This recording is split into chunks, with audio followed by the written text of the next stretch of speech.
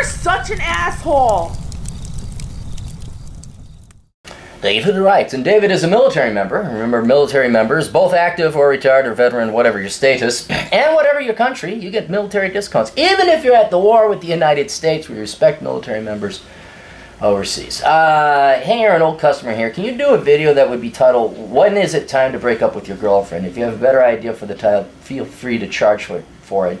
In video, please break it by the numbers in what cases it is mandatory or desired to break up with your girlfriend. I appreciate the military discount. Very respectfully, David. Alright, so I had to sit and think this one through, because this isn't just like... because there's a lot of gray. I know some people would like to be a little bit more black and white, but I have those instances. We're going to go through some blatantly obvious instances when you should break up with your girlfriend. And then some not so blatantly obvious ones. And these are more kind of rules or observations that you have. And you know what, guys? I could be 100% wrong. But usually I'm not, because I'm old. You see the gray hair? Old Captain. Remember 5 years ago when Cappy just started out as a rookie asshole and he had nice full locks of hair and none of it was gray? Okay, some blatantly obvious ones. And I think we kind of all know what this is. Abuse. Either mental or physical. Physical, you walk, man. Just none of that. But women are more mental. Because they know they get their asses beat. They can't abuse you physically, although some will and try. So any of this bipolar bullshit, like she stands you up. If you don't know, I'm not telling you. If you are approaching this woman like a reasoned, sane adult, like you would your buddies, and she just... And you young boys, especially when you're starting out and you're getting laid for the first time, you're going to let that cloud your judgment. Anytime that, if you say, what did I do wrong, dump that bitch. You just dump her, all right? Because that's mental abuse, right? If you honestly did nothing wrong, and she's taking offense and outrage, and she's all quiet and puffy, and she does dramatics, okay? You break up with her. That should be early on. That even shouldn't even be your girlfriend by that time. That should just be like, after the first or second or third date, she does her bipolar fake and shit. No, out. Gone. Stands you up, doesn't respect your time. That's another huge thing. Unacceptable behavior, where she throws temper tantrums, or she gets into, again, more of the dramatics. This goes away as they start to lose their beauty, and they realize that men ain't going to tolerate their shit. Drastic change in behavior. They start doing drugs. They're newly religious. Anything that changes the girl that you like. Change in life plans, where she changes the deal. Like, you know, I have this general plan. I'm retiring in Las Vegas and splitting my time between Vegas and South Dakota. If all of a sudden the GF were to say, oh, no, I want to now live with my mom. No. Or I want to live in New York or Montana. I was like, wait, that was not the plan. Because now she's not putting you first. And anything else that would indicate that you are not the #1 goal in her life. All right, that's what love is. You love that person more than yourself. That person loves you more than themselves. All right? And that is how it's... So, okay, you know, she starts partying with her girlfriends. That's another common one when it's younger. They put their education and their career first more than you. Even they you know, this is a paradox that single moms face. They have to love their children more than you. They are the #1. Now, they don't have to bang the drum. She's the #1 thing in my life. He's the #1 thing in my life. My children come first. My children come first. Like, yeah, we got it. So I guess you're dead last now in my life. But those are the blatantly obvious ones. Anything that you would not tolerate behavior in your best friend would be one of those things that you won't tolerate with a girl. And then you kick her ass to the curb. Not so blatantly obvious ones. All right, now here you got to balance it, boys. Because whereas I know you'd like to have this perfect woman and she's going to help you and support you and be nice and blah, blah, blah and be sexy. Blatantly, I missed one. She gets fat. Gone. Gone. Cuts her hair, dyes, tattoos, any body, gone. So now the not so blatantly obvious ones. Here it's hard because I know you guys are expecting perfection, and not necessarily because you demand perfection, but because your lives might be that good. You're aiming for perfection or excellence in your own life. You're going to demand it from others. The quality and selection of women just is not there for that. So you have to temper these expectations with what's delivered in reality. And there's nothing wrong with going MGTOW or Ghost, or just being on your own, pursuing excellence in your own regard, and nothing wrong with that. But this is not 1955 where women are svelte, they dress nice, they cook, they clean, they're nice to you, they support the family, they're of moral support. That just isn't it. Women, the vast majority of them are more interested in their careers and their finances and themselves than they are other human beings, which is sad and tragic. But, so here you got to kind of, is she good enough? Okay? So one, you no longer care or are passionate about her. You fall out of love with her. And a lot of this is going to be out of respect for her, where you're just like, you know what?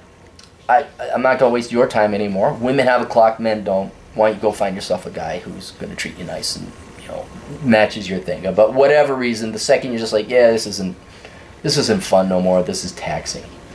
Related to it, she taxes you and beleaguers you and nags you. A lot of women, they'll get comfy after dating after a while, and then they'll let themselves go. They'll get fat and all that, but then it's this haranguing that gets tiresome. All right, that's another one where it's like, yeah, this isn't.